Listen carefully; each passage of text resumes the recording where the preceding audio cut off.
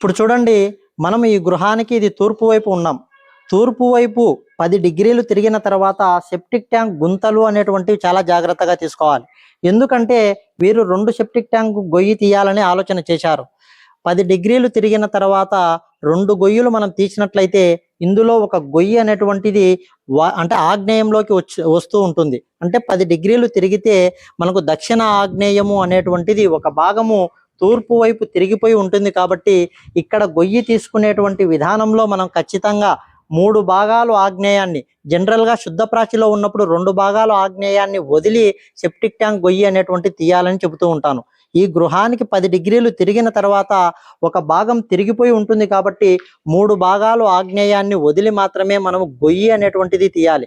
ఆగ్నేయంలో గొయ్యి కానీ వాయువ్యంలో గొయ్యి కానీ ఎట్టి పరిస్థితుల్లో రాణించడం లేదు. కాబట్టి ఈ గొయ్యి తీసేటువంటి విధానంలో కూడా మనము డిగ్రీలు తిరిగిన తర్వాత సరియైన స్థానంలో తీసినప్పుడు మాత్రమే మనకు అది యోగిస్తుంది అని చెబుతూ ఉంటాం.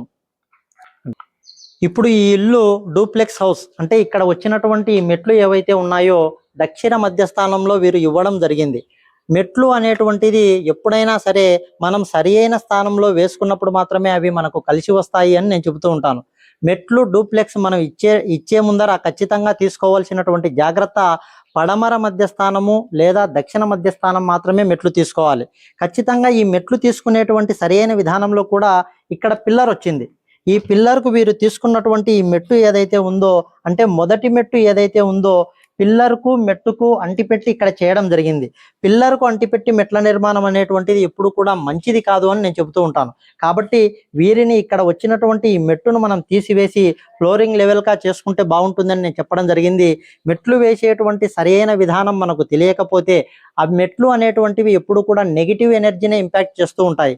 సాధ్యమైనంత వరకు మెట్లు అన్నీ కూడా ఇంటి బయట ఉండే విధంగా చేసుకోవాలి. కాకపోతే ఇప్పుడు వచ్చినటువంటి ఈ ఆధునిక కాలానికి అనుగుణంగా మనము మెట్లు అనేటువంటివి, అంటే డూప్లెక్స్ మెట్ల నిర్మాణం వచ్చింది కాబట్టి వేసుకునేటువంటి సరి అయిన స్థానము మెట్లు ఇంట్లో ఏర్పడినప్పుడు మాత్రమే ఆ గృహానికి యోగిస్తుంది అని నేను చెబుతూ ఉంటాను. ఎందుకంటే మెట్లు అనేటువంటి చాలామంది డూప్లెక్స్ మెట్లు వేసుకొని చాలామంది ఇబ్బంది పడడం జరుగుతూ ఉంది. దానికి ఒకే ఒక్క కారణము, ఆ మెట్లు వేసేటువంటి విధానం సరి అయిన స్థానంలో లేకపోవడమే ఆ విధమైనటువంటి తప్పులు జరుగుతున్నాయి. కానీ మెట్లు మనము సరి అయిన స్థానంలో వేసుకున్నప్పుడు బ్రహ్మాండంగా యోగిస్తాయి. డూప్లెక్స్ ఇల్లైనా సరే మెట్లు సరైన స్థానంలో వచ్చినప్పుడు మాత్రమే బాగుంటాయి తప్ప అవి తప్పుగా మనం నిర్మాణం చేపడితే ఆ కుటుంబాలకు తీవ్రమైనటువంటి నష్టాలు జరుగుతున్నాయి. అలాంటి మెట్లను చాలామంది కూల్చివేసి ఇంటి బయట తర్వాత కూడా నిర్మించుకుంటూ ఉన్నారు. కాబట్టి